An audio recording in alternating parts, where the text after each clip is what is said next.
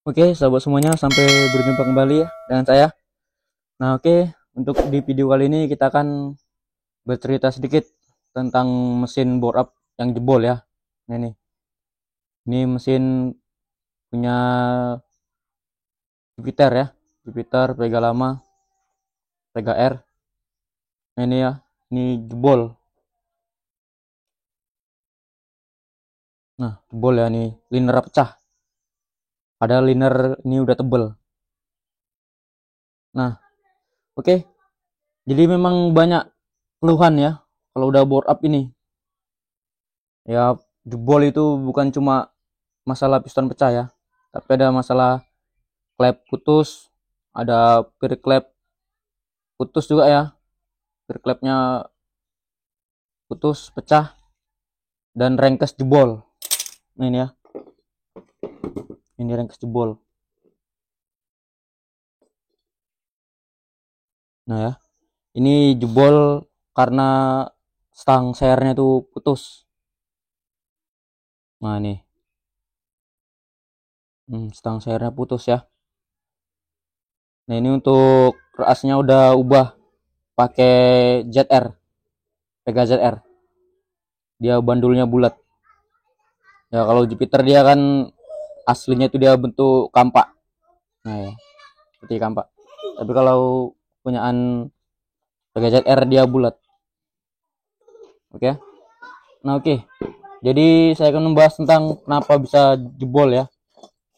Nah, apa saja penyebabnya? Kenapa bisa rengkes pecah atau cang searnya putus? Nah, oke. Untuk yang pertama, yang belum subscribe, bantu klik tombol subscribe di bawah ya. Oke. Oke, kita lanjut. Dan untuk permasalahan yang share atau tiang sokar ya. Kalau di Medan itu bilangnya tiang sokar. Ya kalau di daerah lain masing-masing beda lah. Ada tiang seher, ada batang torak ya. Tapi kalau di Medan ini namanya tiang sokar. Ini tiang pistonnya ya, ini patah. Oke. Untuk penyebabnya itu bisa jadi kualitas tiang sehernya itu, tiang sokarnya itu kurang bagus ya. Maksudnya kurang bagus itu dia nggak sesuai sama kompresinya. Nah, jadi kalau kita bore up itu mau kompresi yang besar, ya kita pakailah yang share yang bagus. Ya pakai yang original, pakai yang orinya ya. Nah, oke, itu yang sokarnya ya. Udah gitu kita pastikan lagi piston itu jangan sampai dia natap ke head ya. Nah, jangan sampai dia natap ke head. Karena kalau dia putaran tinggi, piston natap ke head, maka yang kalah itu yang sokarnya ya. Yang sokar bisa jadi piston. Antara dua itulah. Ya kalau piston yang kuat, pasti yang kalah yang sokarnya. Yang sokarnya yang bengkok ya. Tapi kalau pistonnya yang lemah, piston yang pecah. Nah, jadi seperti itu ada dua pilihan dia. Kalau nggak piston yang pecah, ya yang sokarnya yang putus. Nah, oke, jadi makanya untuk bore up itu ya piston jangan terlalu keluar lah ya. Ya diukur. Diukur minimal itu mendem 0,5 supaya aman gitu ya. Ya mendem 0,5 ini.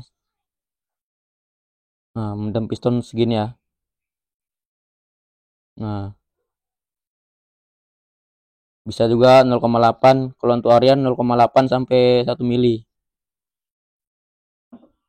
Nah, ini 1 mili, 0,8 lebih sedikit. Nah, kalau mau lebih aman lagi, 1,5 mili ya. Cuma memang kekurangannya itu kompresinya kurang. Kompresinya kurang padat. Nah, jadi seperti itu. Ya harus bermain di ukuran lah ya. Nggak bisa asal-asal pasang. Memang harus dengan ukuran yang akurat. Nah, oke. Nah, Kenapa harus dibikin 0,5 atau 0,8? Karena saat putaran tinggi ya pistonnya turun putaran tinggi, udah gitu mengantisipasi kalau stang sernya kena ya, stang sernya oblak sedikit atau dari bearingnya ya, bearing kruas. Nah dia tuh kalau udah aus dia nggak langsung natap. Nah piston itu nggak langsung natap ke head, jadi dia tuh masih ada toleransinya 0,5 mili, setengah mili ya, atau 0,8. Ya itu masing-masing lah. Makanya kenapa ya motor-motor bore up itu habis event, habis main itu mesinnya dibongkar. Nah jadi itu kenapa mesinnya dibongkar, itu dia untuk mengecek mengecek tank sernya ya. Nah tank sernya bearing kruas itu udah oblak atau belum, karena kan udah kita ketahui kalau buat motor bore up itu pasti bearingnya itu bearing-bearing yang tipe racing lah. Nah dia tipe racing itu dia memang ringan tapi dia tuh goyang ya. Nah dia tuh oblak makanya dia ringan.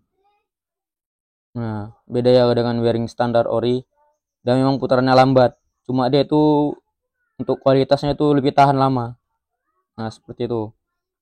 Jadi untuk teman-teman yang mau pakai bearing racing ya, bearing racing untuk harian ya saya rasa itu nggak rekomendasi lah ya, karena keawetannya pasti kurang, nggak sawet bearing originalnya. Seperti itu ya. Itu tadi untuk tang sernya ya, patah dari piston dan kualitas tang ser. Nah atau bisa jadi yang karena memang apanya stang sernya itu udah kena ya. Nah ini stang sernya udah aus di bagian big pan-nya ini, bearing big pan-nya. Nah itu udah aus. Nah jadi memang harus diperhatikan lah. Nah makanya kalau yang motor-motor bore up itu habis main itu langsung bongkar, harus cek semua mesinnya supaya nggak terjadi mesin jebol. Nah karena kalau jebol ya itu bisa-bisa hancur parah kayak gini ya, ini udah nggak kepake lagi. Bisa-bisa mesinnya dibuang ya, cari mesin baru gara-gara nggak dicek. Nah jadi seperti itu. Nah jadi memang seperti itulah keluh kesahnya punya mesin bore up ini, harus rajin-rajin bongkar ya, rajin-rajin cek mesin. Oke, lalu untuk permasalahan klep patah ya. Nah klep patah atau perklepnya dia putus. Nah ini bahaya nih kalau perklep putus ya. Perklep putus dulu ya, perklep putus. Oke jadi untuk permasalahan perklep putus itu ada di perklepnya ya. Nah kita harus bisa pilih perklep yang bagus untuk lip tinggi. Nah karena kan kalau udah borap itu pasti untuk asnya udah custom ya, udah dibikin lip tinggi, lip 9, lip 10. Nah seperti itu. Jadi itu harus kita sesuaikan lagi, kita sesuaikan perklepnya. Kita cari perklep yang dia renggang ya, renggang, jangan yang rapat seperti ini. Nah kalau yang rapat itu dia jarak mainnya itu sedikit ya. Nah dia jarak mainnya sedikit, dia mentok nanti. Kalau pirnya udah mentok dia bisa patah karena putaran tinggi ya, putaran tinggi dia bisa patah kalau pirnya mentok. Nah jadi makanya itu pakai yang renggang lah, pakai yang renggang. Itu yang renggang tuh misalnya punya Swedia ya. Saya kalau borap itu perklep selalu pakai Swedia, aman nggak ada masalah. Nah jadi percuma kita beli perklep yang mahal-mahal tapi kalau kita nggak tahu ya, nggak tahu ukurannya. Padahal perklepnya yang mahal harga 500.000 tapi kok patah juga ya. Nah jadi seperti itu. Nah jadi mahal itu bukan berarti bagus ya, tergantung kita lah mengukurnya itu seperti apa. Nah, jadi memang seperti itu. Berklep cari yang renggang supaya itu untuk menekan as slip tinggi, dia tuh nggak rawan natap ya, nggak rawan mentok berklepnya. Nah, seperti itu. Nggak rawan mentok. Ya karena ada juga saran berklep yang bagus, nggak gampang putus katanya kan.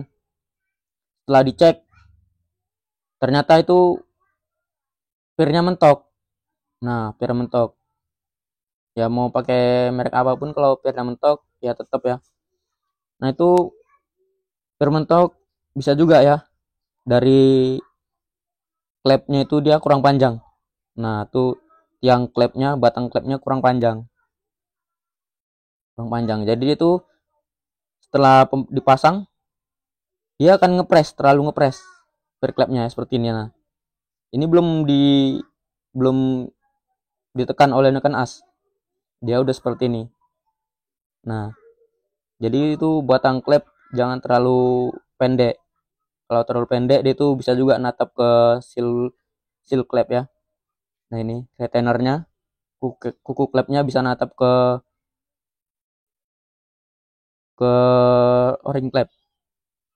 Ya, makanya itu banyak keluhan baru quarter ya, yang ring share itu baru tapi tetap ngebul. Ya, itu karena seal klepnya mentok ke retainer. Jadi oli masuk melalui seal klep. Ya, ketika seal klep mentok dengan retainer maka seal klep akan hancur, rusak ya. Nah, jadi seperti itu. Oke, untuk klep putus. Nah, klep putus. Oke, untuk masalah klep putus itu karena klepnya mentok. Ya, klep putus atau klep bengkok, ini payung klepnya mentok ke piston. Nah, itu cowakan pistonnya itu kurang dalam. Jadi ketika putaran tinggi, maka klep akan menyentuh piston. Nah, kalau putaran rendah enggak ya. Nah, itu juga menyebabkan karena pir klepnya itu kurang keras. Pir klepnya kurang keras. Jadi ketika putaran tinggi dia floating. Dia lambat menutup. Si klep ini lambat menutup. Jadi dia nabrak ke piston. Jadi makanya itu klepnya bengkok atau bisa patah. Ya, seperti itulah. Kalau untuk kualitas klep itu saya rasa nggak terlalu lah. Ya, ya bore up pakai klep NPP aman. Nggak terlalu mahal, yang murah-murah aja aman. Yang NPP ya, aman kok. Nggak mesti yang mahal-mahal lah. Asal ukurannya sesuai ya. Ukurannya sesuai. Nanti spasi untuk klep nabrak itu bagus. Ukurannya bagus. Nah, itu pasti aman. Nggak mesti yang mahal-mahal. Nah, jadi seperti itu ya. Untuk klep bengkok. Oke, untuk di bagian blok seperti ini ya. Nah, ini untuk di linernya kita usahakan liner harus tebal ya. Nah, ini 4 mili. Untuk ketebalan 4 mili. Untuk liner dalamnya ini 58. Coba kita ukur lagi ya. Nah, benar ya 58. 58 untuk ukuran pistonnya. Untuk bagian luar liner ini 65 ya. 65 tadi. Untuk liner luarnya 65. Untuknya 58.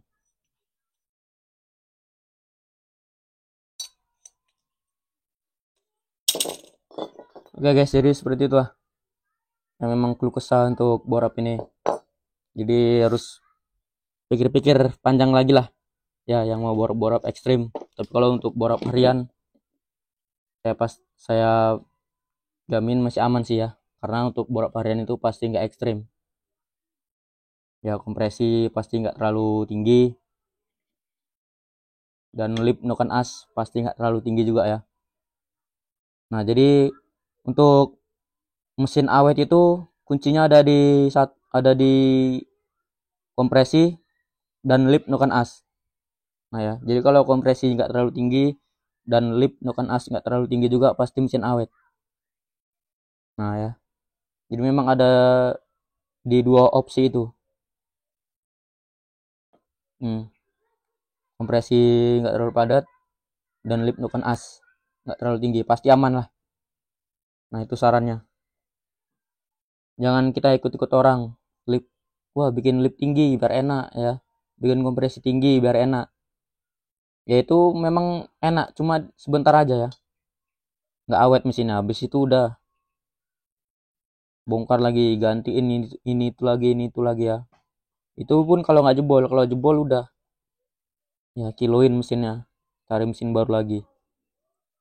Nah kayak gitu ya. Oke guys, sampai di sini saja lah. Mana yang kurang jelas atau kurang paham bisa ditanyakan di kolom komentar ya. Oke, yang belum subscribe bantu klik tombol subscribe di bawah. Oke, terima kasih sudah menyaksikan video ini.